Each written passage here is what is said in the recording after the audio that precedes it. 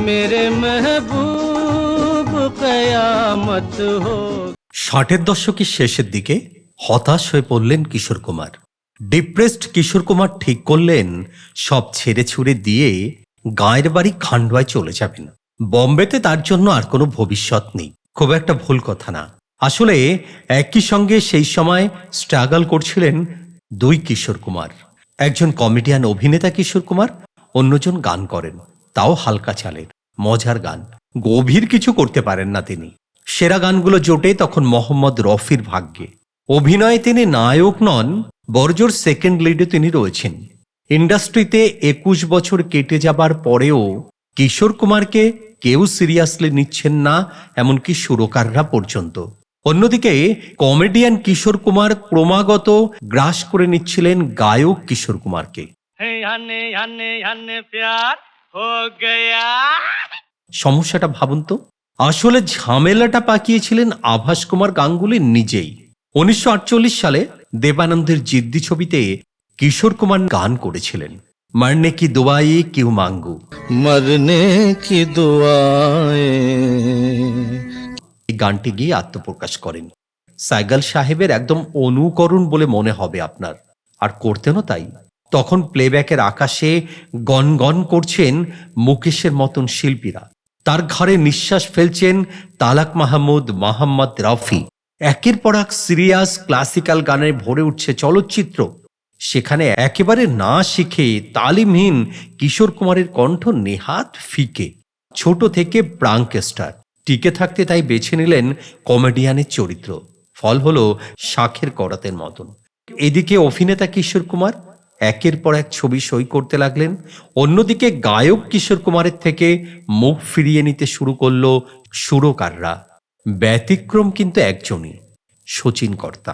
একদিন অশোক কুমারের বাড়ি দেখা করতে গিয়ে কিশোরের বাথরুম সং শুনে পছন্দ হয়ে যায় তার। অশোককে বললেন, এই পোলাটারে দিয়ে আমি গান গাওয়াবো, শুধু মুখের কথা নয়। 50-এর দশকে শচীন কর্তা বাজি ছবিতে দেবানন্দের গলায় গাওয়ালেন সেই গান মেরে লাবো মে ছিপে।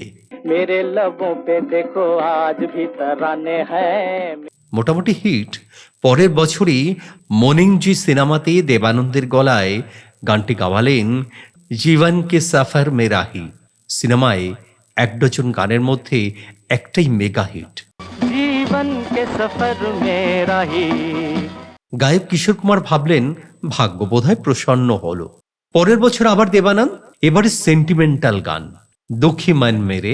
এই গানটি दुखी मन मेरे सुन मेरा कहना। সিনেমার নাম মিস্টার ফান্টুস। ততদিনে সাইকেলের ছায়া থেকে বেরিয়ে এসেছেন কিশোর কুমার। তবুও নায়ক কিশোরের ধারে কাছে নেই গায়ক সত্তা। পেঙ্গিস্ট সিনেমায় আশা ভোসলের সঙ্গে ছোড় দো আঁচল, छोड़ दो आंचल जमाना क्या कहेगा। কিংবা সেই বছরের সেরা হিট মানা জানাব নে পুকারা নেহি। माना जनाब ने पुकारा नहीं। গাইবার পর যখন ভাবছেন এখন পুরোপুরি গানে মন দেবেন, কালাপানির মতন মেগা প্রজেক্টে শচীন কর্তা তাকে বাদ দিয়ে সব গান গাওয়ালেন মোহাম্মদ রফিকে দিয়ে। কর্তার থেকে সেই দশকে বলার মতন সোলো একটাই পেয়েছিলেন কিশোর কুমার।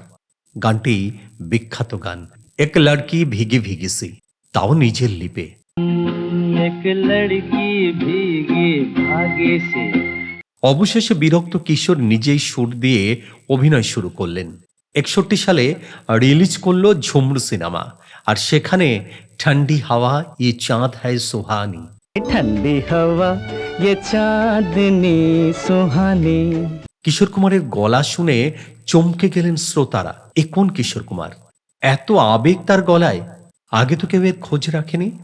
একের পর এক বেদনা ভরা গানে নিজেকে নিংড়ে দিতে লাগলেন কিশোর কুমার। হাহাকারের মতন বাজতে লাগলো সেই সমস্ত গান, কোই লৌটা দে মেরে, জিন রাতোं কি ভোর নেহি, আরো কাল্ট হয়ে যাওয়া আজল কে তুঝে।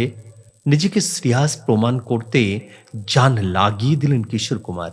7 বছর পরেই আবার শচীন কর্তা দেবানন্দের গলায় ফিরিয়ে আনলেন তাকে, কিন্তু সেই স্টিরিওটাইপ গানে ইয়ে দিল না হোতা বিচারা, বরং ছেলে রাহুল পারস্তান ছবিতে কেহনা হ্যায় এরকম একটি বিখ্যাত গান দিলেন তাকে। कहना है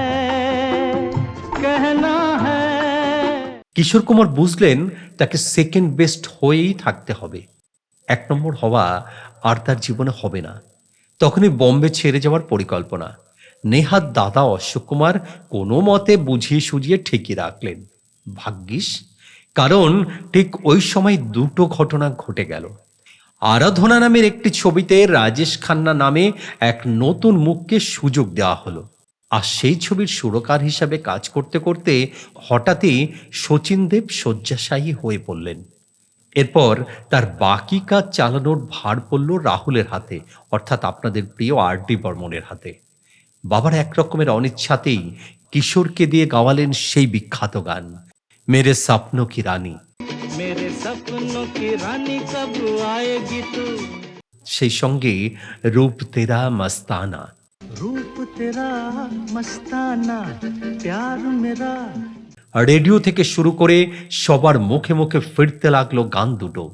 চমক কাটতে না কাটতেই রাহুল দেব বর্মন ভয়ানক এক কাজ করে ফেললেন, যা তার বাবা ভাবতেও পারতেন না। প্যার কা মৌসম ছবিতে একই গান তুম বিন যাও কাহা গাওয়ালেন দুজনকে দিয়েই, রফি এবং কিশোর। কিশোর একটা হিট হয়ে গেল।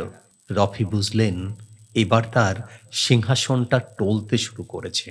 আরাধনার সাফল্য পেতেই দেবানন্দের পর আর এক নায়কের গলায় স্থায়ী হয়ে গেলেন কিশোর কুমার। এবার পাকাপাকি কাটি পতঙ্গ, ইয়ে জো মোহব্বত হ্যায়, ये जो मोहब्बत है কিংবা সফর সিনেমা থেকেই জিন্দেগি কা সফর, অথবা কুছ তো লোগ কহেঙ্গে চিঙ্গারি কই ভরকে। কিশোর রাজেশের জুটি হিন্দি ছবির এখনো পর্যন্ত সেরা জুটি হয়ে রয়েছে। শচীন কর্তা অবশ্য পরে ভুল বুঝে অভিমানে অমিতাভের কণ্ঠে দিলেন কিশোর কুমারকে। কিশোর কুমার হৃদয় খুঁড়ে গাইলেন তেরে মেরে মিলন কি ये रहना। तेरे मेरे मिलन की ये কর্তার সুর করা মিলি ছবিতেই শেষ গানটা তারই গাওয়া। শচীন কর্তা হাসপাতালে শুয়ে শেষ মুহূর্ত গুনছেন, কিশোর কুমার স্টুডিওতে গাইছেন বড়ি সুনি সুনি হ্যায়।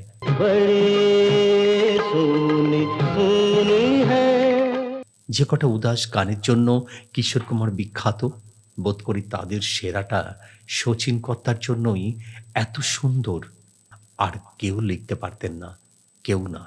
তাই যেখানে আপনি শেষ করবেন ভাবছেন সেখান থেকেই শুরু করুন। সেটাই হয়তো আপনার জীবনের একটা ক্রেজ এনে দিতে পারে, আপনাকে নতুন জন্ম দিতে পারে, আপনাকে নতুন পরিচয় দিতে পারে। আজ এ পর্যন্তই। আজকের ভিডিওটি আপনাদের ভালো লাগলে অবশ্যই লাইক, শেয়ার এবং কমেন্ট করবেন। আমাদের চ্যানেল হ্যাপি সানরাইজ সাবস্ক্রাইব করবেন। বন্ধুরা, আমাদের আরও একটি চ্যানেল দেখুন, হ্যাপি সানরাইজ পডকাস্ট। বিভিন্ন বিষয় পডকাস্টিং, আলোচনা, গল্প। লক্ষ্য রাখুন আমাদের আরও একটি চ্যানেল হ্যাপি সানরাইজ পডকাস্টে।